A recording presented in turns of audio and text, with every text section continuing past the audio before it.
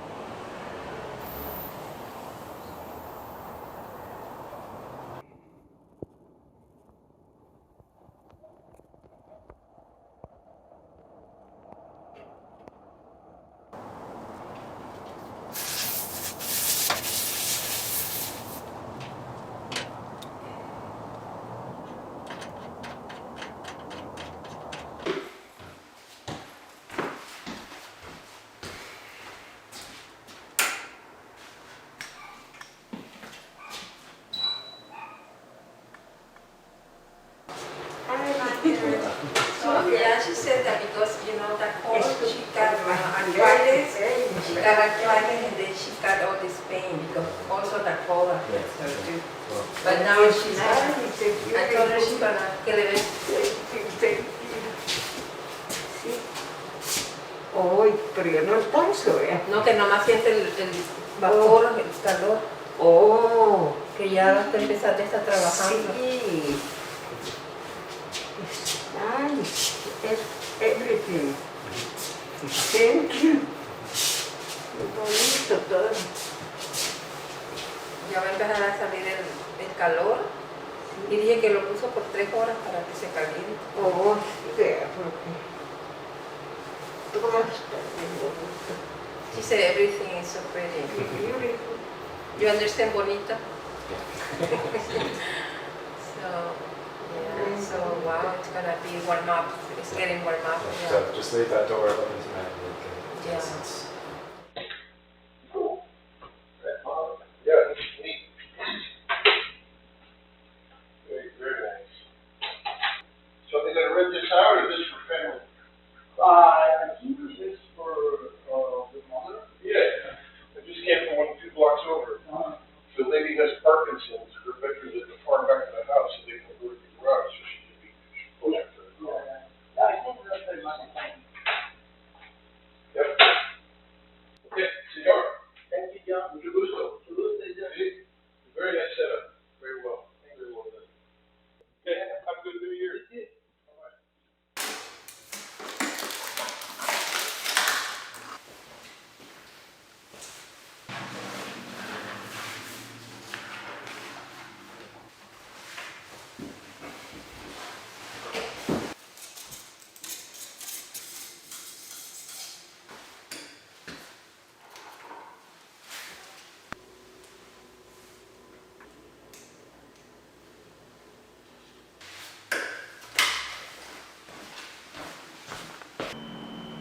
Hi everybody, we're Climate Resilient Communities. My name is Leslie Lopez. And I'm Caroline And we're here to give a tour of the Aduo, and we're dropping off a very special surprise for Bessie and Yolanda. We have an air purifier here to help keep the air inside the house clean. Good morning. Welcome. Thank you.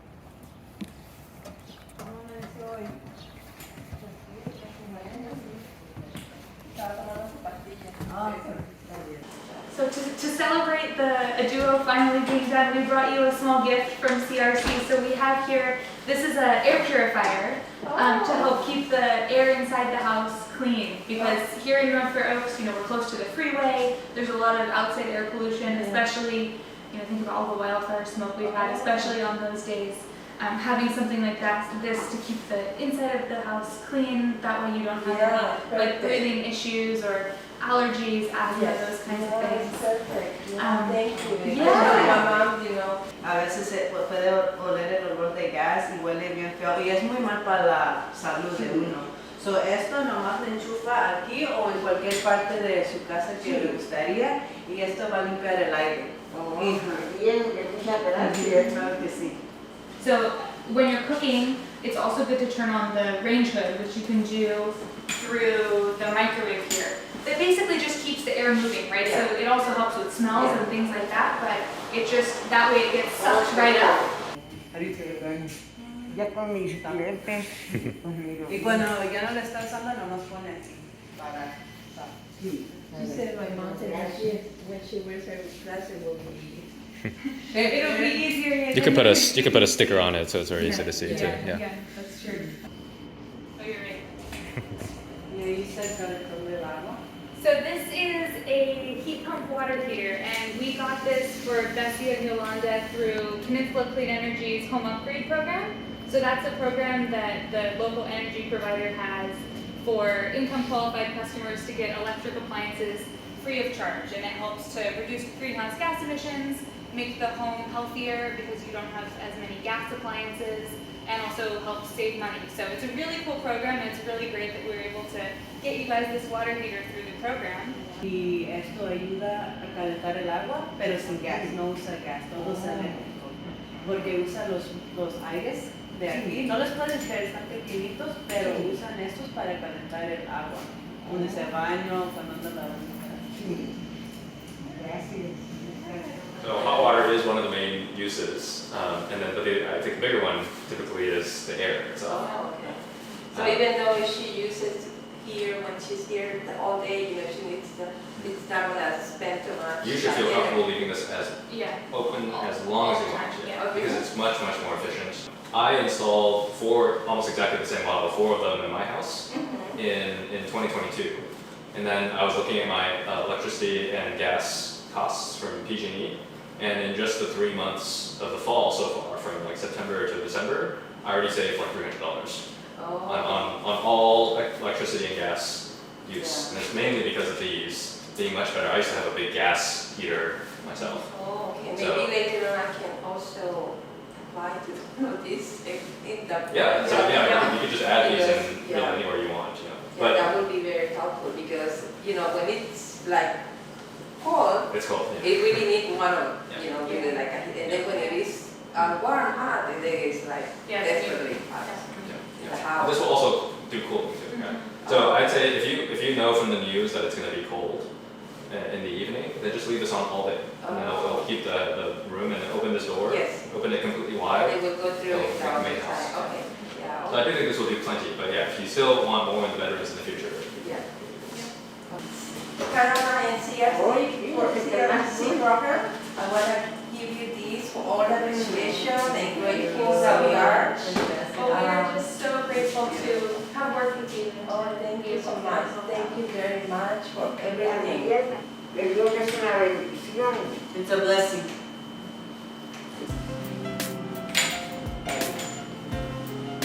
Oh, that's it.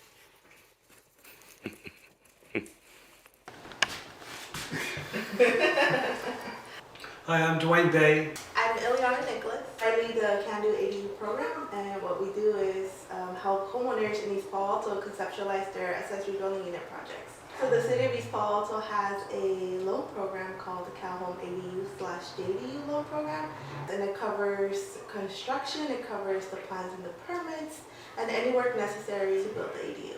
How about a garage conversion to ADU?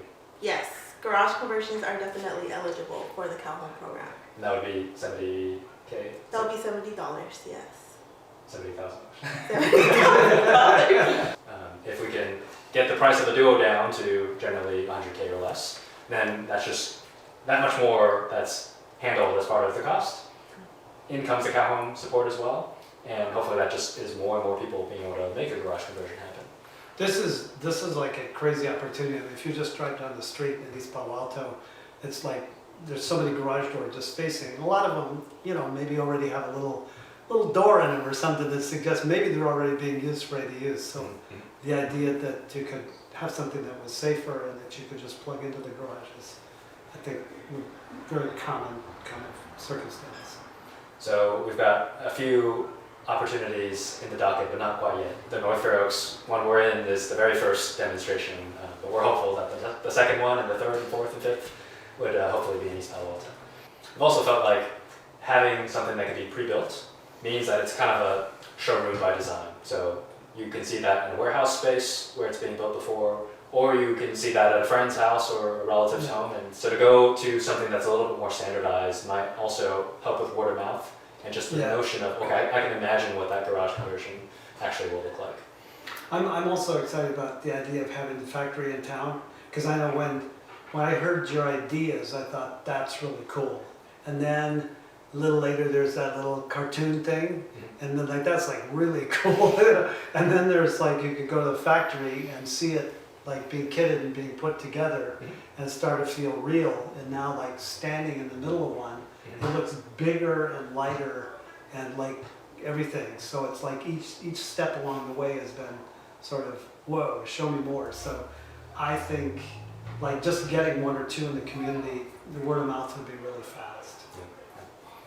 The reality of East Palo Alto is that it does have a lot of manufacturing, industrial, warehouse kind of space right adjacent to residential communities. Yeah. And I feel like, there's a big question what the future of development in that part of East Palo Alto is, but at least in the meantime, there's a lot of cool stuff happening in those spaces to kind of revitalize and bring in nonprofits and all kinds of cool services. And in my mind, it'd just be great to have a few like micro factories that are churning out these types of open source designs. Many different contractors can get on board with just building these and churning them out, and then other contractors know how to put the Lego pieces together.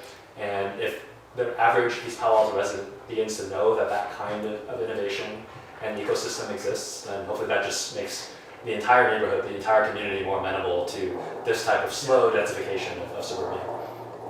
And it reduces the transportation costs that it would normally take to bring in like a modular or prefab building or get something crane onto your backyard. This one just looks like you drop it off in the front of the house and just roll it into the garage.